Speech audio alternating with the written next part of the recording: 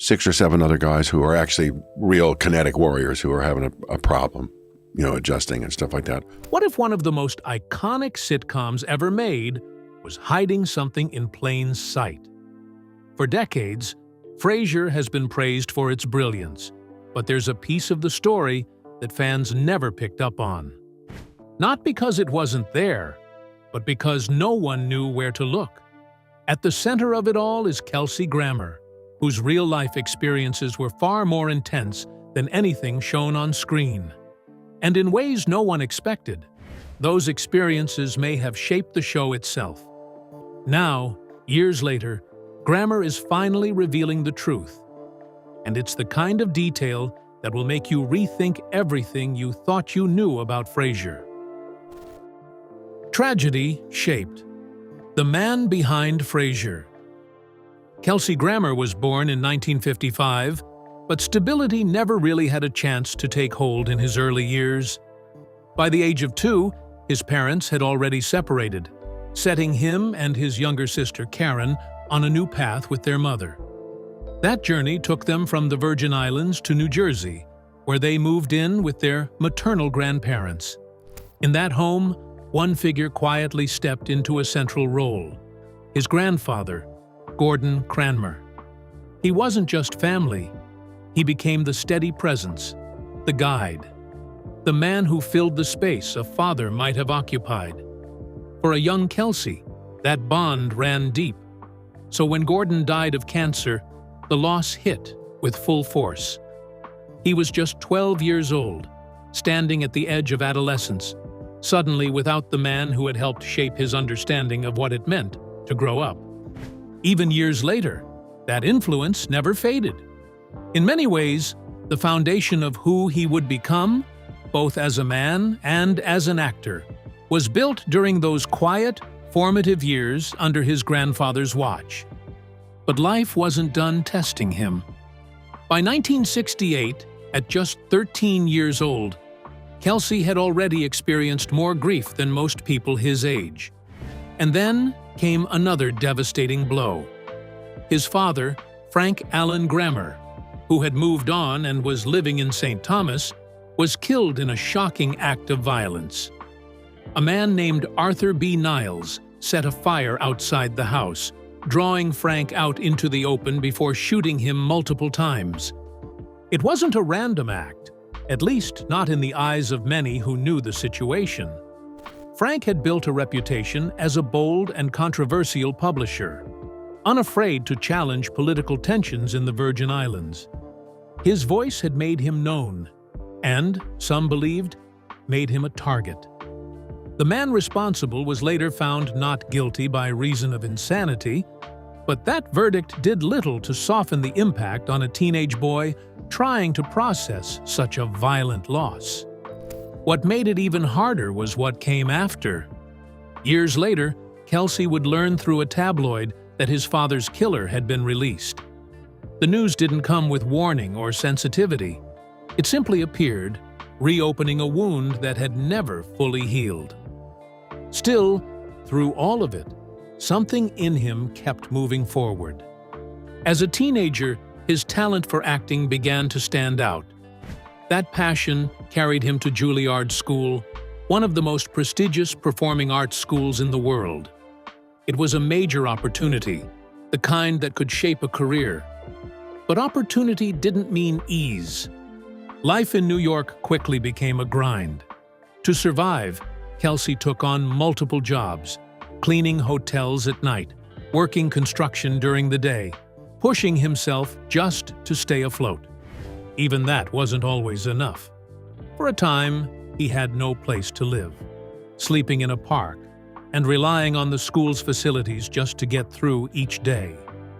Strangely, he didn't frame that period as defeat. There was a kind of quiet resilience in how he saw it, almost like it was just another challenge to push through. Beneath it all, he carried a steady belief that he was on the right path, that somehow all of this would lead somewhere meaningful. But once again, life intervened. His time at Juilliard came to an abrupt end after 2 years, when he was expelled for what the school described as a lack of focus. On paper, it sounded simple. In reality, it was anything but. Behind that dismissal was another unimaginable loss: the murder of his sister, Karen Grammer. In 1975, Karen had just graduated high school and was starting her own life. One night, after finishing a shift at a restaurant in Colorado Springs, she was waiting outside for a ride when everything changed. She was abducted by a group of men who were already in the middle of a violent crime spree. What followed was brutal and senseless, ending with her death after a prolonged and horrific attack. In her final moments, she tried to survive. Evidence later showed she had struggled to reach help, crawling toward a nearby home before collapsing just short of safety. For days, she remained unidentified, until Kelsey was faced with the devastating responsibility of confirming what had happened. The weight of that loss was immeasurable.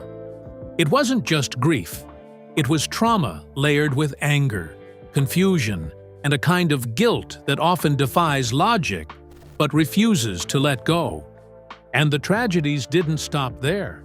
In 1980, just 5 years later, Kelsey lost two of his half-brothers, Billy and Stephen, in a diving accident off the coast of the Virgin Islands. When Billy failed to resurface, Stephen dove back in to find him, but the rushed descent led to a fatal embolism. Billy's body was never recovered, leaving behind an absence that felt both physical and unresolved. By that point, loss had become a recurring presence in Kelsey's life, something that didn't just pass through, but stayed. It shaped how he saw the world, how he carried himself, and how he understood pain. He would later describe it as something that never fully leaves, something that sits in the background, waiting for the moments when it resurfaces. And yet, despite everything, he didn't stop. He kept working. He stayed in the craft. Through local theater, small roles, and relentless effort, he continued building something out of what remained. Step by step, he moved forward, carrying both his talent and his history with him. Eventually, that persistence paid off in a way no one really saw coming. It landed him the role that would define his entire career: Dr. Frasier Crane on Cheers. But here's the thing: Frasier didn't arrive as some grand scene-stealing character. He slipped in quietly during Season 3 in a 2-part premiere called Rebound. At the time, he wasn't supposed to matter much. Just a psychiatrist Diane Chambers had met while she was staying in a psychiatric hospital. Diane brought him into the bar with a specific purpose. She believed he could help her ex, Sam Malone, deal with their complicated breakup and stay committed to his sobriety. But as the episodes unfolded, something unexpected happened. The professional lines blurred, and Frasier found himself pulled into Diane's world in a much more personal way. Before long, the two of them were in a relationship. Looking back, it's surprising how close Frasier came to being a short-lived character. The original plan was simple: bring him in for a brief arc to reintroduce Diane into the bar's dynamic. But, almost immediately, the creators noticed something different. The character had a unique energy: intellectual, slightly pompous, but undeniably funny. He filled a space the show didn't even realize it was missing. There was just one twist: Kelsey Grammer wasn't the first choice for the role. The part had initially been offered to John Lithgow, and only after he passed on it did Grammer step in. It turned out to be one of those casting decisions that would quietly reshape television history. Even so, the audience didn't embrace Frasier right away. In fact, early reactions were harsh. Fans were deeply invested in the emotional push and pull between Sam and Diane, and Frasier was seen as an obstacle, an outsider disrupting a relationship they were rooting for. The backlash was strong enough that the creators received waves of negative feedback, much of it aimed directly at the character. At one point, the hostility even spilled into real life. Grammer himself encountered viewers who openly resented Frasier's presence, frustrated that he stood in the way of the story they wanted to see unfold. Despite that, the writers pushed forward. By the third season, Frasier and Diane's relationship had escalated to an engagement. But true to the show's dramatic rhythm, things didn't end well. By the start of season 4, Frasier returned alone, revealing that Diane had left him at the altar during their wedding in Europe. While the characters were unraveling on screen, there were also tensions building behind the scenes. Shelley Long, who played Diane, was pregnant at the time and became concerned when she heard rumors that the writers might incorporate her pregnancy into the storyline by making Frasier the father. She strongly opposed the idea, worried it would alienate the audience and disrupt the show's balance. That disagreement reportedly created friction between her and Grammer, a strain that lingered throughout their time working closely together. Years later, Grammer would revisit that period in his memoir, So Far, offering a controversial take on what really kept Frasier on the show. He suggested that his character's extended presence may have been influenced by behind-the-scenes tensions, implying that the decision was, at least in part, driven by personal dynamics rather than purely creative ones. But that version of events didn't go unchallenged. Writer Ken Levine publicly pushed back, firmly rejecting the idea and insisting that the decision to keep Frasier had nothing to do with any off-screen conflict. From his perspective, the character stayed because he worked, plain and simple. As for Shelley Long, she chose not to escalate the situation. When asked about the claims, she responded with a level of grace, suggesting that Grammer may have simply been interpreting events based on what he believed at the time. In the end, what started as a temporary character meant to serve a small narrative purpose evolved into something much bigger. Addiction born long before Hollywood. Looking back at Kelsey Grammer's life, it almost feels like the outcome was shaped long before the fame arrived. The weight of repeated loss, family members taken in sudden, tragic ways, combined with the pressure of becoming a television icon, created a storm that was hard to outrun. For him, addiction wasn't something that crept in quietly. It became part of his identity, something he openly acknowledged rather than hid. Even in his lowest moments, there was a strange contradiction in how he saw himself. He carried deep pain, but at the same time, he held on to a sense of gratitude just for being alive. That tension between despair and resilience became a defining thread in his story, a pattern of trying to reshape tragedy into something survivable. And this struggle didn't begin in Hollywood. It started early.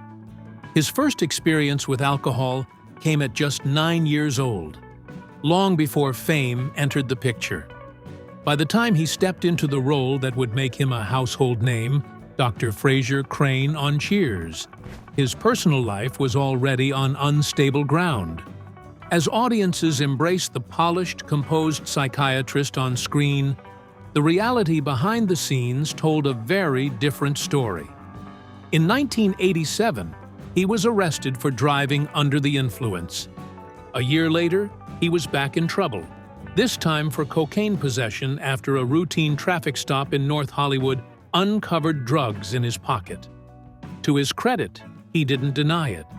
He admitted the truth on the spot, accepting responsibility in a moment that showed clarity, even if it came too late. The court responded with a structured sentence: house arrest, mandatory treatment, community service, and fines. For a time, it seemed like a turning point. He even continued working, balancing the demands of his role on Cheers while serving his sentence. But the underlying issues hadn't gone away. By 1990, the situation escalated. After failing to complete court-ordered rehab and community service, a warrant was issued for his arrest. This time, the consequences were harsher: jail time, followed by labor on California highways. It was a public fall, one that didn't go unnoticed by those around him. His co-stars, including Ted Danson, had already tried to intervene, but it became clear that real change would have to come from somewhere deeper. For Kelsey, that deeper source was rooted in grief, specifically the unresolved trauma surrounding the murder of his sister. He later connected his substance abuse directly to that loss, describing it as a weight he couldn't forgive himself for carrying. It wasn't just addiction. It was an attempt to cope with something that never fully healed. Amid that instability, his personal life continued to spiral. In 1992, he entered a marriage with Leigh Ann Suhany that quickly became volatile. What began impulsively unraveled just as fast, turning into a deeply toxic and painful situation. Within a year, he sought an annulment, but the fallout was anything but simple. The relationship was marked by intense emotional conflict and allegations of abuse. As the marriage collapsed, the situation took a darker turn when Suhany was found in a hotel room following a suicide attempt. She was pregnant at the time, but the pregnancy did not continue. The entire episode left behind a trail of emotional damage, adding yet another layer to an already complicated life. Despite securing the annulment, Kelsey was still ordered to provide financial support, closing one chapter but not the turmoil that surrounded it. Through the early 1990s, his battle with addiction continued in cycles. Brief moments of control followed by relapse. Then, in 1995, he faced one of the most serious allegations of his life when an underage babysitter accused him of rape. The case ultimately did not move forward, as a grand jury declined to indict him, but the situation added more pressure to an already fragile existence. The breaking point came in 1996, in a moment that felt almost surreal. Shortly after receiving a brand new Dodge Viper from NBC, he crashed it, flipping the vehicle in an accident that could have easily been fatal. He survived with minor injuries, but the incident forced a confrontation he could no longer avoid. The very next day, he checked into the Betty Ford Center. This time, it wasn't just about avoiding legal consequences or repairing public image. It was about facing something far more personal. Inside rehab, he began to confront the emotional core of his addiction. The guilt, the grief, and the lingering belief that he had somehow failed the people he loved, especially his sister. That realization marked a shift. For the first time, the focus wasn't on escaping the pain, but understanding it. He came to see that as long as he carried that unresolved burden, it would continue to shape his choices. Recovery, then, wasn't just about sobriety.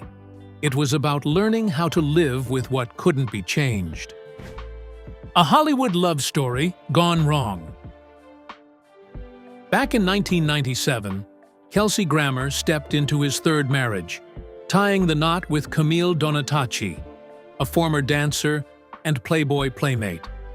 They had met just a year earlier on a blind date, and for a while, their story looked like one of those rare Hollywood unions that might actually last. Over the next decade, they built a life together, raising their two children, Mason and Jude, and presenting a picture of stability that felt almost unusual for their world. But behind that polished image, things were already beginning to unravel. By the time Camille joined the Real Housewives of Beverly Hills, the cracks had widened into something impossible to ignore.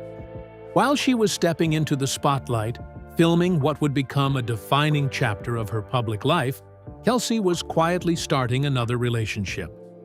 The timing couldn't have been more brutal. What looked like a new opportunity for Camille turned out to be the beginning of a very public collapse.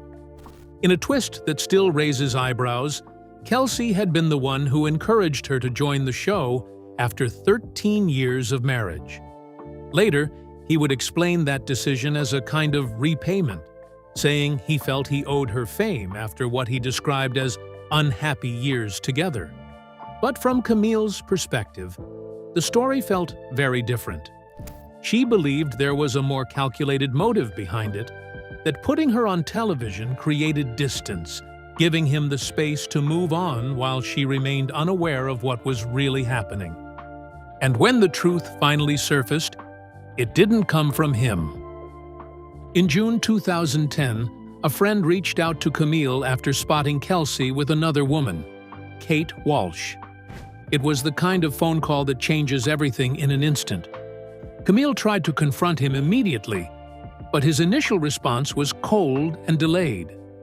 Hours later, he called back, not to deny it, but to end the marriage altogether. For Camille, it was a shock she never saw coming.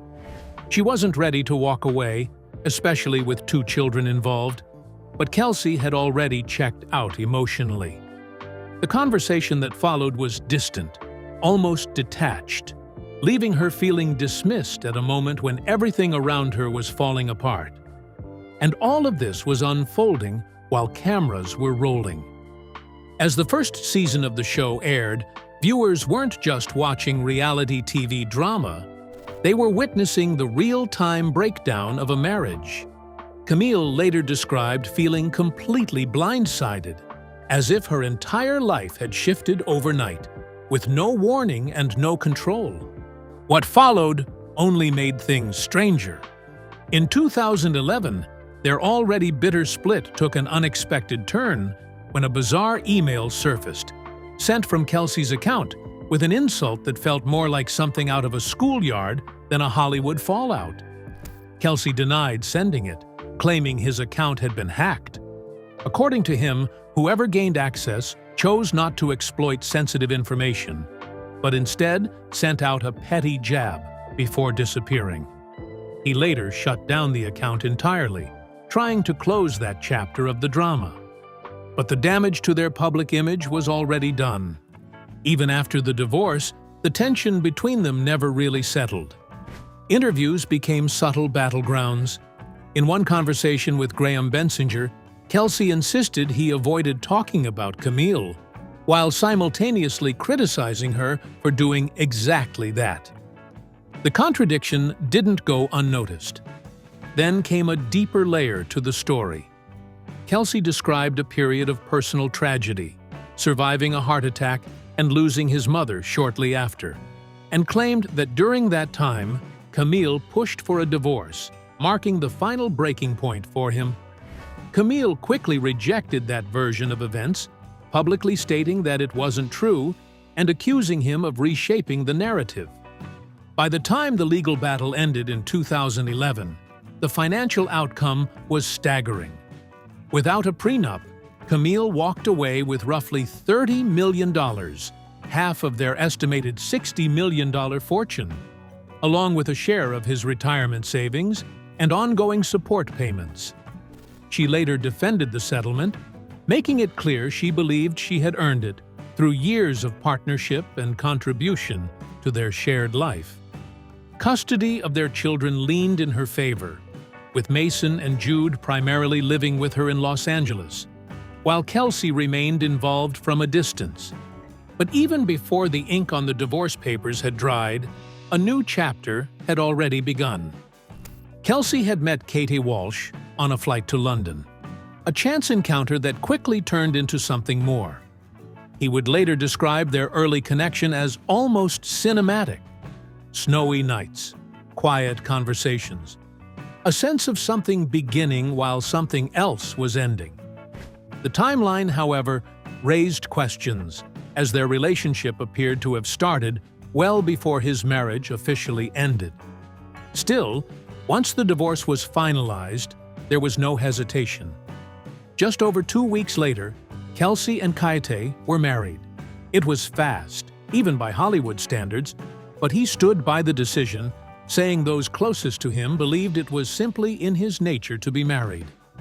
Their relationship also brought attention for another reason: a 24-year age gap that placed Kaite surprisingly close in age to Kelsey's oldest daughter.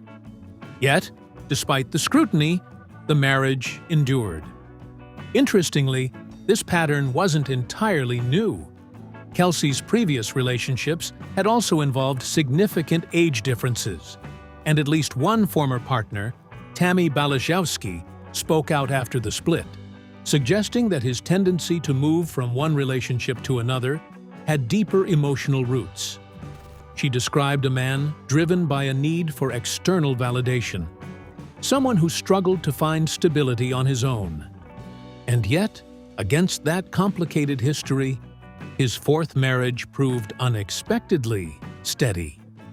Over time, Kelsey and Kate built a life together, though not without hardship. They faced multiple miscarriages before finally welcoming their children, a daughter, Faith, and two sons, Kelsey Gabriel and Auden. Even the joy of their daughter's birth was touched by loss, as she had been part of a twin pregnancy, with the other baby not surviving. It was a moment that captured the emotional complexity of their journey, a mix of deep pain and profound joy existing side by side. Kelsey Grammer finally reveals what fans never noticed about Frasier. Kelsey Grammer's life story is anything but simple. It's layered, intense, and at times deeply painful. The kind of past that suggests he was carrying far more than most people ever saw on screen. When that kind of emotional weight collides with massive fame and a natural flair for drama, tension is almost inevitable. Behind the success was a series of devastating family tragedies, losses that would have broken many people. And yet, somehow, Grammer kept moving forward. Through all that personal turmoil, he didn't just survive in Hollywood. He became a defining presence, from his unforgettable work on The Simpsons to his dominance in television and film. At the center of it all was the role that would define his career, Dr. Frasier Crane. First introduced on Cheers and later leading his own spin-off, Frasier, Grammer became one of the most recognizable figures in sitcom history. But even as the face of the show, he was still part of a larger machine, an ensemble cast where every piece had to work in sync. In sitcoms especially, that balance is everything. If one part slips, the whole structure can start to crack. On Frasier, the chemistry felt almost immediate. From the very beginning, the cast clicked in a way that can't be manufactured. It's the kind of connection that audiences can feel without ever seeing what happens behind the scenes. Interestingly, the show almost looked very different. Lisa Kudrow was originally cast as Roz, but the role ultimately went to Peri Gilpin. That shift ended up shaping two iconic sitcom legacies. Kudrow went on to become part of the cultural phenomenon of Friends, while Frasier built one of the strongest ensemble casts television has ever seen. And that cast became more than just co-workers. Over time, Grammer, Gilpin, David Hyde Pierce, Jane Leeves, Baby Newirth, Dan Butler, and John Mahoney formed a bond that extended far beyond the set. Their connection translated directly into the show's success, reflected in its long run, and its shelf full of awards. But even the strongest chemistry doesn't mean everything runs smoothly. Grammer stood out in more ways than one. His political views often differed from those of his co-stars, and, as the lead, he naturally drew the bulk of the spotlight. Those differences could have created deeper divisions, but surprisingly, they didn't tear the group apart. There was still a strong sense of respect and admiration among them. What truly tested the show, however, was Grammer's ongoing battle with addiction. Throughout the years of Frasier, he experienced multiple relapses, and those struggles didn't stay hidden from the production. One moment in 1996 brought everything to a halt. After a serious car accident involving his Dodge Viper while driving under the influence, Grammer reached a breaking point. Realizing the gravity of the situation, he made the decision to seek help immediately. That choice had ripple effects on the show. production had to adjust on the fly, including a major rewrite of a Season 4 episode, shifting focus to David Hyde Pierce's character, Niles. While the episode worked creatively, it was a clear sign of how deeply Grammer's personal struggles were impacting the people around him. For much of his life, addiction had been a constant battle. It had already cast a shadow over his time on Cheers, and those same challenges followed him into Frasier. But this time, there was something different, a support system. His castmates didn't just stand by and watch. At a certain point, they decided to step in. By 2004, John Mahoney would later reflect on what that moment looked like. The cast, seeing the toll it was taking on both the show and their relationships, came together to stage an intervention. It was an incredibly difficult decision, one that felt harsh even as they knew it was necessary. Confronting someone they cared about, especially when he was already struggling, was emotionally overwhelming. Peri Gilpin approached it with a different kind of strength. She focused on staying composed, putting emotion aside in order to be clear and direct. The goal wasn't comfort, it was clarity. They needed Grammer to truly hear them. It was a risk, but it worked. The intervention became a turning point, forcing a level of honesty that couldn't be ignored.